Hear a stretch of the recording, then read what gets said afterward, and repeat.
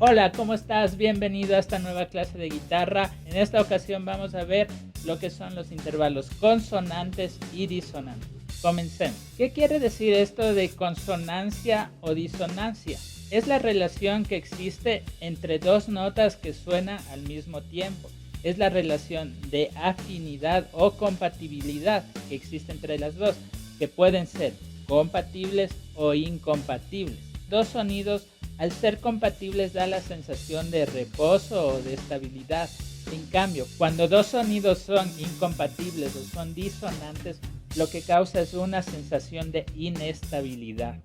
Esto de reposo o de estabilidad y de tensión o inestabilidad es algo muy común en la música, en la relación de los intervalos, lo cual podemos utilizar para dar emoción a la música. Por lo cual nos conviene saber qué intervalos son consonantes y qué intervalos son disonantes. Podemos dividir los intervalos en dos, los consonantes y disonantes. Los consonantes a la vez podemos dividir en consonantes perfectos y consonantes imperfectos. Los intervalos consonantes perfectos son los intervalos que más estabilidad tienen entre sí.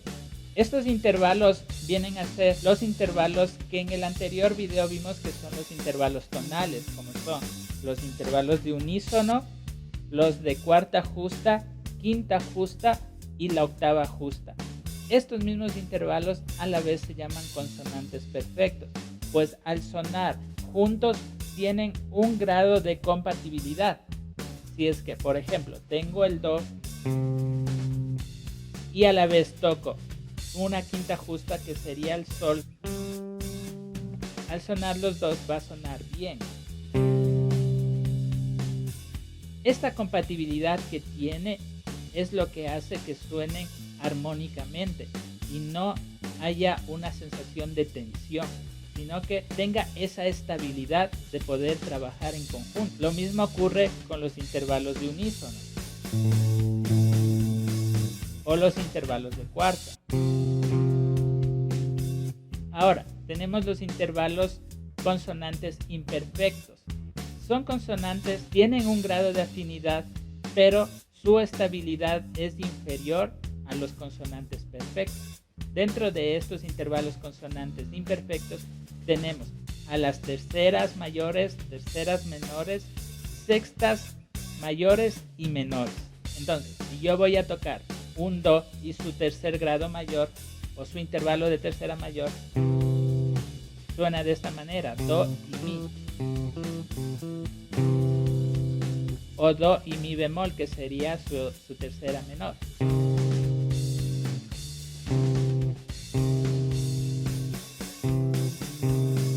Son totalmente compatibles, son consonantes y generan estabilidad entre los dos. O lo podemos hacer con un intervalo de sexta, que sería de do a la. Tengo do y un la acá juntos, o de sexta menor, que sería de do a la bemol. Ahora vamos con los intervalos que son disonantes, intervalos que tienen inestabilidad y causan tensión. Todos estos intervalos que son disonantes y causan tensión necesitan resolver. ¿Qué es esto de resolver? Esta palabrita de resolver es muy común dentro de la armonía. Resolver significa pasar de la tensión al reposo, pasar de un estado inestable a un estado estable, de disonancia a consonancia. Eso es resolver, pasar de un intervalo disonante a un intervalo consonante.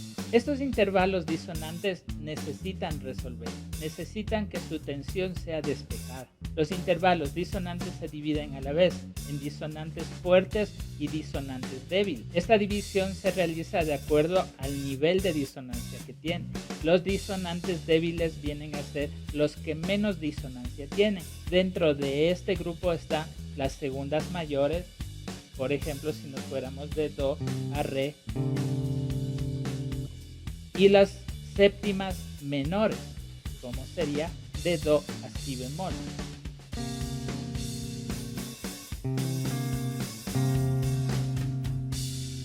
Y dentro de lo que son los intervalos disonantes fuertes vienen a ser los intervalos que más disonancia o inestabilidad crean, como son las segundas menores y las séptimas mayores.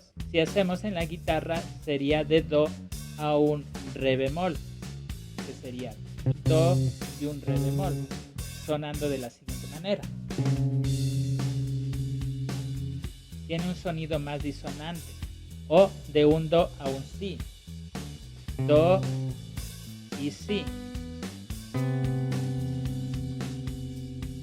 Esto se aplica del mismo modo a los intervalos compuestos, teniendo en cuenta que dentro de los intervalos compuestos tenemos intervalos tonales y modales también. Los intervalos tonales compuestos vendrían a ser la octava, la oncena, la docena y la quinceava. Esos vendrían a ser los intervalos consonantes. Y dentro de los intervalos compuestos también tenemos los intervalos que vienen a ser modales. Y dentro de estos modales también tenemos consonantes imperfectos, como sería la décima y la trecena. Y la trecena, un la. Estos pueden ser mayores o menores. Ahora, dentro de los intervalos disonantes que son compuestos, vendrían a estar los intervalos de novena y los intervalos de catorcena, siendo los de catorcena mayores y novenas mayores los intervalos disonantes débiles, siendo el do y el re, o el do y el si bemol. Y los intervalos disonantes fuertes vendría a ser la novena menor y la catorceava mayor, lo que sería de un do a un re bemol, que sería la novena bemol o la novena menor, y la catorceava mayor, que vendría a ser el si, de do a si. Estos vendrían a ser los intervalos consonantes y disonantes. Los intervalos disonantes necesitan resolver. Esto del concepto de disonancia es muy utilizado dentro de la relación entre acordes. Cuando un acorde tiene dentro de sí un intervalo disonante, significa que necesita resolver a otro intervalo que sea consonante. Esto de conocer los intervalos consonantes y disonantes nos sirve mucho para estudiar más adelante todas las relaciones que hay entre los acordes y las funciones armónicas que estos poseen dentro de una tonalidad. Recapitulando un poco todo lo que ha sido este curso de intervalos, tenemos que los intervalos pueden ser armónicos o melódicos, simples o compuestos, y pueden ser ascendentes o descendentes.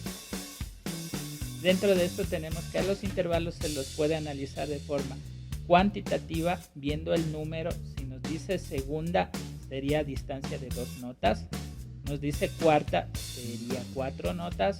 Y a la vez también podemos analizarlo cualitativamente, que es la cualidad, que pueden ser mayores, menores, aumentados, disminuidos y justos.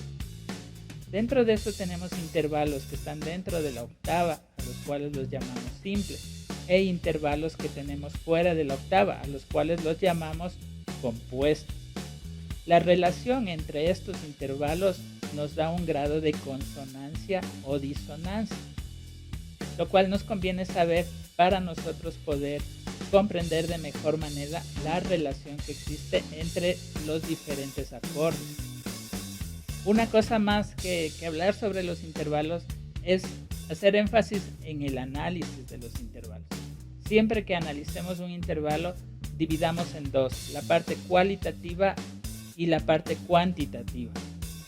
Si es que nos piden una segunda, significa que debemos contar desde la tónica 2 notas y después ver la parte de la cualidad, si es mayor, menor, aumentado o disminuido. Al ver la cualidad que nos piden, relacionar con la distancia en tonos o semitonos, de acuerdo al intervalo que nos pida. Volviendo al ejemplo, si nos dice una segunda menor, significa que hay una distancia de semitono, y relacionar todo. Cuantitativamente, 2 notas, do, re. Ya sé que re es la segunda. Ahora, cualidad menor hace referencia a una distancia de semitono. Entonces, re, recorro medio tono atrás y tendría re bemol. La segunda menor de do vendría a ser re bemol.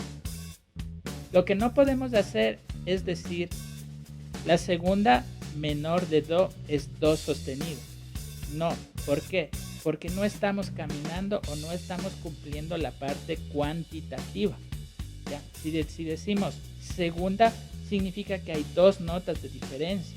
Pero si decimos que la segunda menor de do es do sostenido, nos hemos quedado dentro del do mismo. Do, do. No hay un paso, no hay 2 notas. Do, re, sí hay 2 notas. Do, re. Igual pasa con cualquier intervalo que nosotros vayamos a hacer.